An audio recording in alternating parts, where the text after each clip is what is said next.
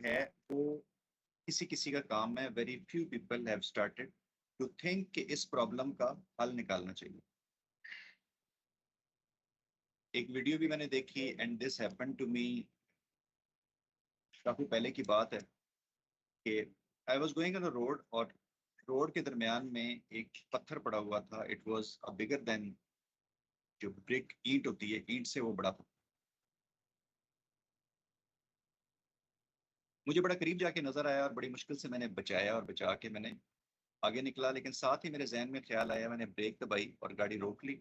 रोक के मैंने रिवर्स की, रिवर्स करके मैं पीछे लाया, मैं गाड़ी से उतरा। गाड़ी से उतरने के बाद मैंने उस पत्थर को उठाया, उस पत्थर को उठा के साइड पे किया रोड रोड के, और उसके बाद फिर मैं चला गया।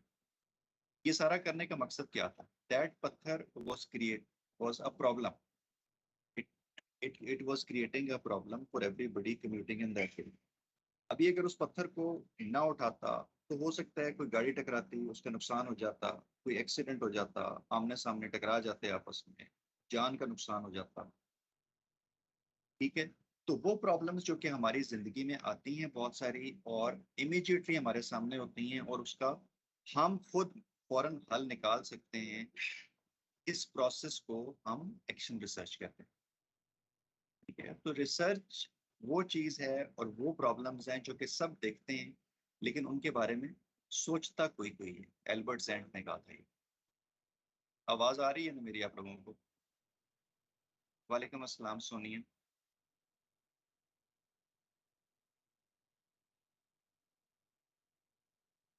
आई hope you people can listen to me.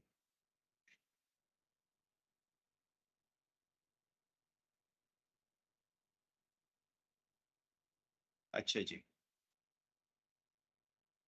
Western Sydney university 2020 की जो वेबसाइट के ऊपर उनकी डेफिनेशन है वो है, research is defined as the creation of new knowledge. ठीक है। कोई कोई नई नॉलेज क्रिएट करना जो कि पहले लोगों को पता नहीं है, like finding out some theory, laws of motion. ठीक है। Theory of conservation of energy as given by Einstein. ये वो चीजें हैं जो नई बनाई गई हैं research. So creating a new knowledge, और the use of existing knowledge, जो कि ऑलरेडी नॉलेज हमारे पास अवेलेबल है, उसको इस्तेमाल करते हुए हम कोई नया कॉन्सेप्ट जनरेट करें, कोई नई चीज पैदा करें, या कोई ऐसी चीज जो लोगों की नजर में नहीं है उसको हम सामने लेके आए। ठीक है। कोई मेथड नया क्रिएट करें, कोई नई अंडरस्टैंडिंग क्रिएट करें, तो इसको हम रिसर्च कहते हैं।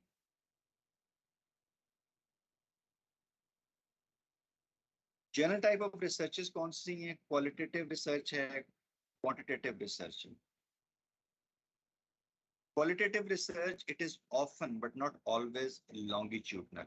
लॉन्गिट्यूडनल मतलब है एक एक्सिस के ऊपर, एक सरफेस के ऊपर, किसी एक चीज के ऊपर हम लॉन्गिट्यूडनली, लॉन्गिट्यूडनल लंबाई वाइज, और वर्टिकल ऊपर से नीचे, but not always longitudinal descriptive. For example pedagogical best practices. Pedagogy क्या होती है? Can anybody tell me? ये कोई बंदा बता सकेगा कि what do you mean by pedagogy?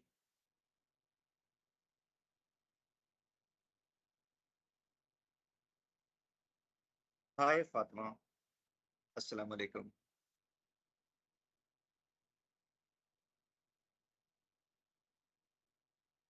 हाय के ऊपर तो बंदा फिर हाय हाय हाय कह सकता है।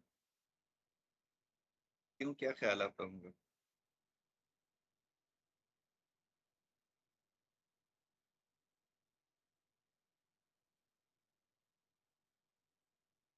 सो व्हाट आर पेडागोजीज? पेडागोजी क्या होती है, बताएगा कोई? नरमीन, शायद नवाज खान। टीचर हैं आप लोग, पेडागोजीज तो पता होनी चाहिए ना आपको कि पेडागोजीज क्या होती है।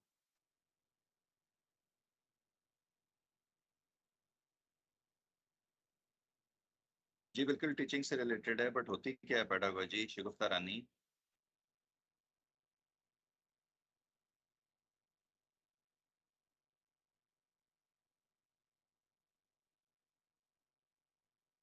नहीं पता?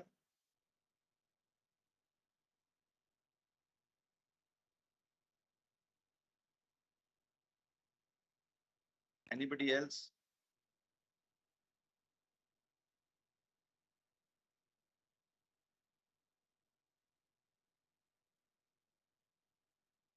Narmeen Kausar, Fatima Mohammad, Sonia Khalid.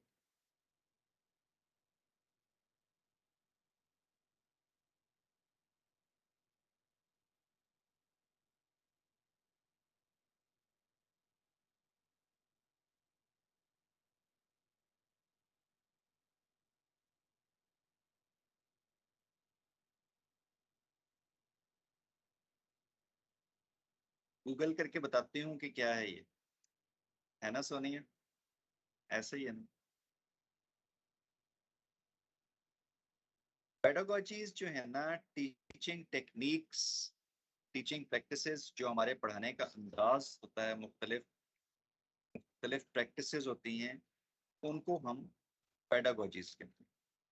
Teaching styles, teaching practices, पढ़ाने का तरीका, उसको हम पेडागोजी कहते हैं। समझ आ गया?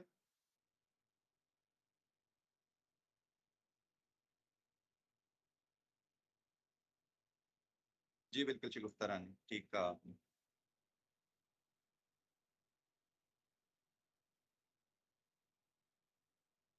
सो जिस तरह पेडागोजिकल बेस्ट प्रैक्टिसेस की हम बात करते हैं कि कौन कौन सी चीजें जो हैं वो पढ़ाने के तरीकों को बेहतर कर सकती हैं, या कौन सी चीजें पढ़ाने के तरीके में बेहतर हैं, तो इसको हम गिन नहीं सकते, इसको हम मेजर नहीं कर सकते, इसका हम वजन नहीं कर सकते, इसकी हम परसेंटेज नहीं निकाल सकते, इसको हम क्वांटिटेटिव फॉर्म में नहीं लेके आ सकते। तो ये क्वालिटेटिव स्टडी होगी, जिसको हम फील कर सकते हैं, जिसको हम समझ सकते हैं, बट इसको क्वांटिफाई नहीं कर सकते। ठीक हो गया? उसके बाद आती है क्वांटिटेटिव रिसर्च।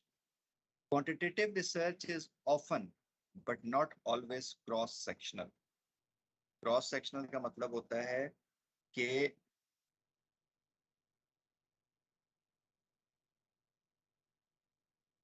इन रिसर्चेस के बारे में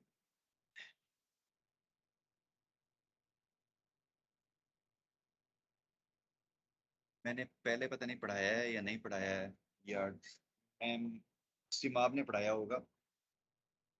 हम एक फर्ज करें कि फ्रूट ट्राइफल बनाते हैं। ठीक है, तो फ्रूट ट्राइफल बनाने के लिए हमें क्या चाहिए?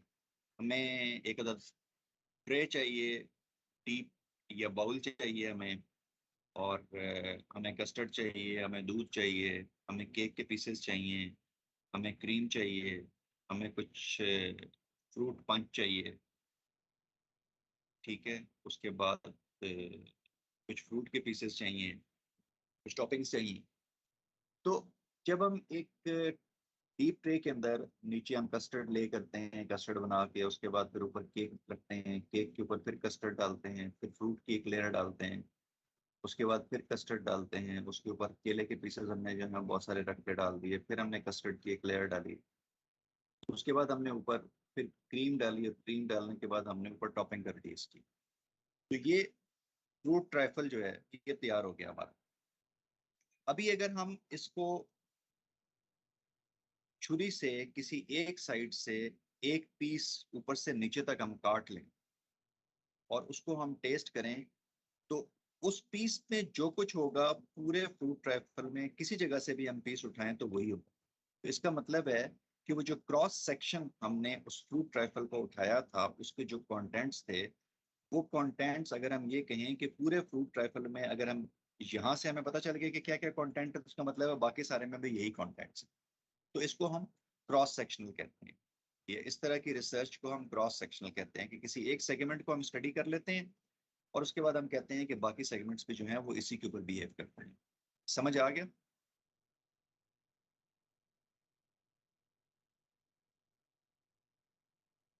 ट्रीटमेंट स्टडीज कह सकते हैं कि आप किसी चीज को बेहतर करने की कोशिश करते हैं, को टेस्ट करते हैं, प्री टेस्ट पोस्ट टेस्ट होता है। ठीक है, क्वेश्चनियर से डेटा हम इकट्ठा करते हैं, इस तरह की चीजें जो है इनको हम क्वांटिटेटिव रिसर्च कर सकते हैं, जिसको हम क्वांटिफाई कर सकते हैं, हम नंबर्स में बता सकते हैं, उसको हम क्वांटिटेटिव कहते हैं। Types of research by purpose, there are three major types. Fundamental या बेसिक रिसर्च, ठीक है, फंडामेंटली ये बेसिक रिसर्च जो है ये यूज करते हैं हम थ्योरी डेवलपमेंट के लिए, और बड़ी लंबी और बड़ी कॉम्प्लिकेटेड रिसर्च होती है। तो ग्राउंडेड थ्योरी किसी फिनोमेना को ग्राउंड करने के लिए हम जब यूज करते हैं तो इसको हम बेसिक रिसर्च कहते हैं।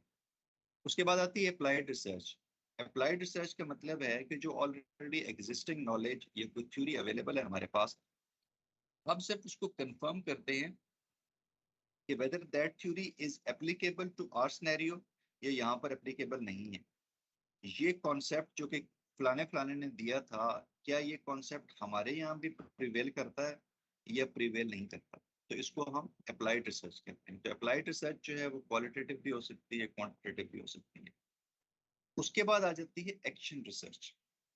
एक्शन रिसर्च जो है वो it amounts to testing alternative solutions to a problem which is in practice. हम अगर डे टू डे रूटीन में चल रहे हैं, जिस तरह मैंने बताया कि मुझे एक पत्थर नजर आया और उसके बाद मैंने सोचा कि ये बाकियों के लिए नुकसानदेह साबित हो सकता है, तो इसको मैं, इसके ये प्रॉब्लम्स हैं, ये इम्प्लीकेशंस हैं, और इसको अगर इस तरह किया जाए तो ये ठीक हो सकता है। तो मैंने वो पत्थर उठा के साइड पे कर दिया और उस प्रॉब्लम को मैंने रिजॉल्व कर दिया। तो ये बेसिकली जो कुछ मैंने सोचा और जो कुछ मैंने किया, ये एक्शन रिसर्च थी।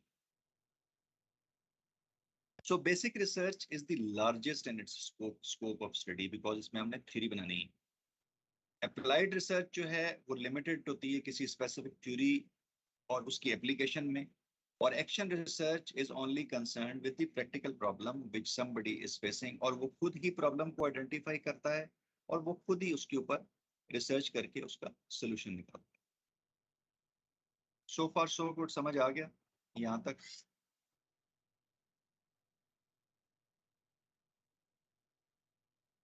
लगता है अभी तक छुट्टियों से वापस नहीं आया, बिकॉज वो जील और इंथुजियाज्म नजर नहीं आ रहा है। 82 पार्टिसिपेंट्स हैं और सब सो रहे हैं। लगता है बहुत ज्यादा जाग जाग लिया आप लोगों ने ईद के ऊपर, ऐसे ही है।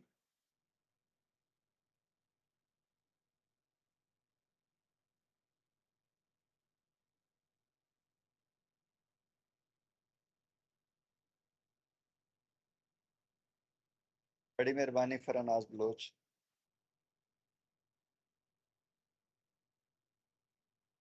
Do you belong to Balochistan? Farnaz Bloch.